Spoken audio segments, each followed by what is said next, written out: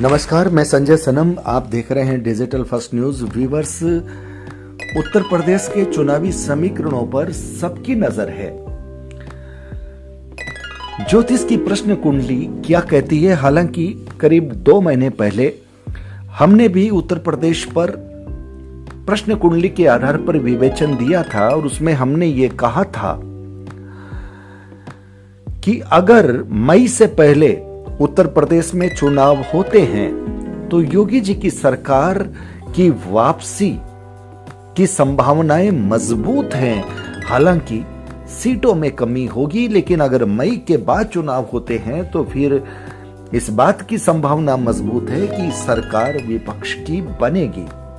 और उस कुंडली का भी विवेचन अगर हम इस बात को याद रखें तो फिर इसका मतलब साफ है कि योगी जी की सरकार बनने के आसार मजबूत हैं, क्योंकि चुनाव फरवरी में है और मार्च में रिजल्ट है। आज इस प्रश्न कुंडली के माध्यम से हम बहुत संक्षेप में अपनी बात को आप तक पहुंचा रहे हैं। इसमें देखिए, बृहस्पति का लगन है और लगन का मालिक 12वें भाव में है। पहली नजर में यह लगता है कि योगी जी के लिए माइनस इफेक्ट है, लेकिन जब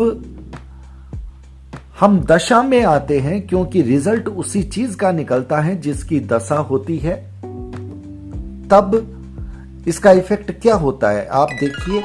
10 तारीख को रिजल्ट है और जो दशा है उसमें वेनस है, जुपिटर है, वेनस है, राहु है, वेनस है, यानी शुक्र की प्रधानता है।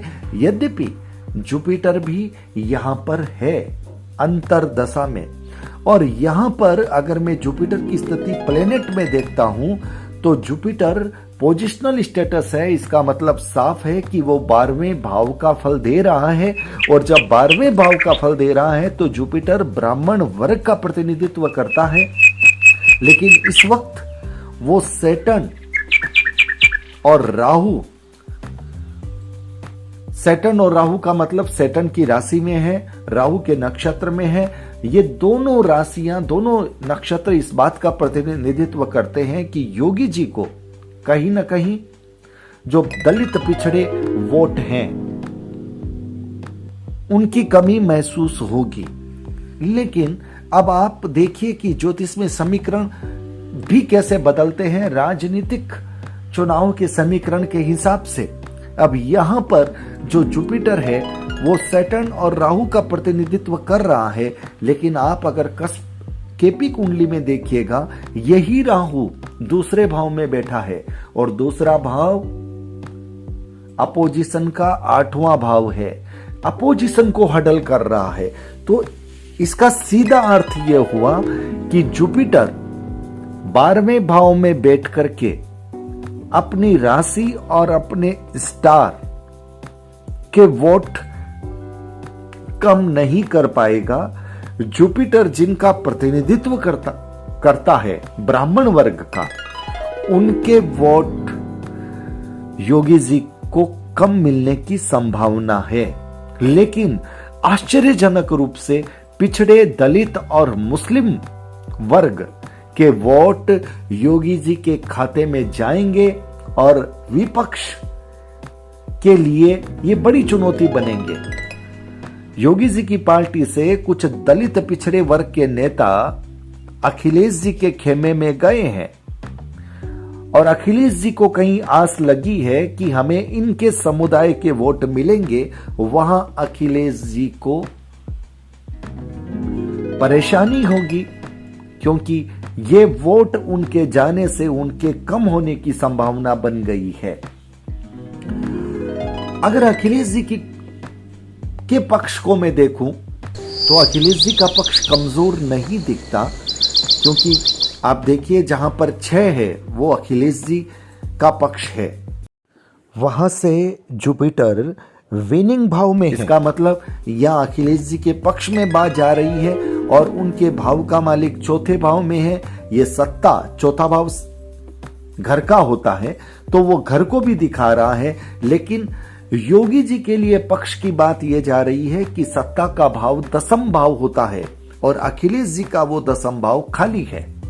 तो 10म भाव में शुक्र जिनकी महादशा है, शुक्र जिनका प्रत्यंतर है, वो यहां पर विद्यमान है और इस लिहाज से योगी जी की सरकार बनने के आसार प्रबल हैं, मजबूत हैं। लेकिन उनके सीटों की संख्या में कुछ कमी हो सकती है, या फिर हम इस बात को इस रूप में कह सकते हैं कि जिस तरह से कहा जा रहा है कि बीजेपी 300 के पार, वो स्थिति बनती नहीं दिख रही।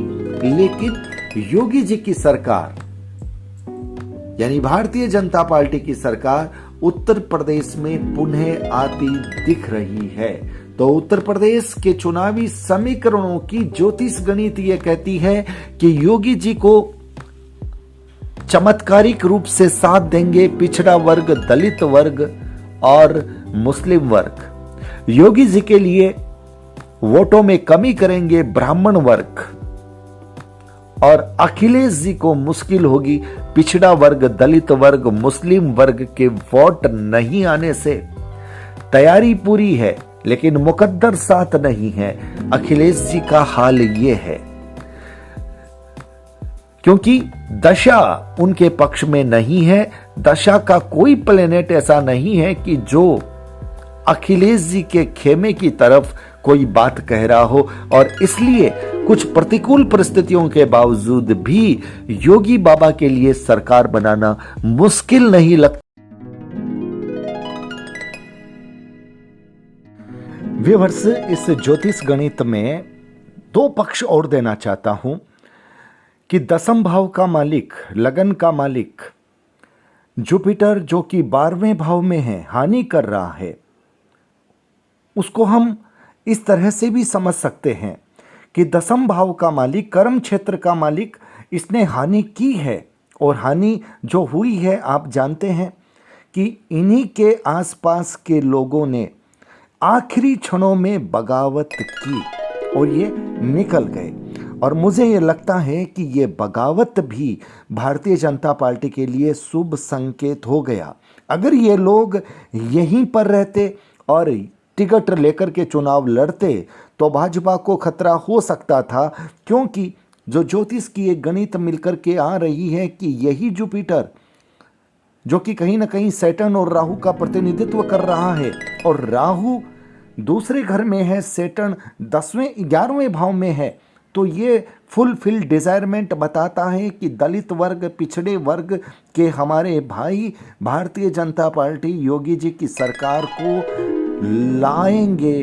उनका मत योगी जी को विजयी बनाएगा और इसमें मुस्लिम वोटों की संख्या का प्रतिशत भी योगी जी के पक्ष में बढ़ेगा।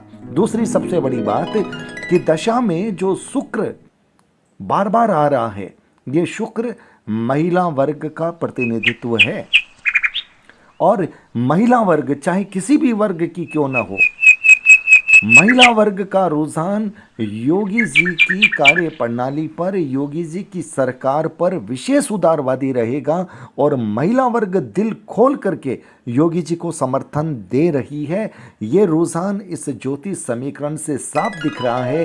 तमाम पेचीदगियों, तमाम मुश्किलों, तमाम चुनौतियों में योगी जी को दो पक्ष बहुत बड़ा सहारा दे रहे हैं। हालांकि घर में भगदड़ हुई है, घर के लोगों ने खुरापात की है, उसके बावजूद योगी जी के लिए दलित वर्ग, पिछड़ा वर्ग, मुस्लिम वर्ग और महिलाएं योगी जी के लिए तारणहार बन रही है।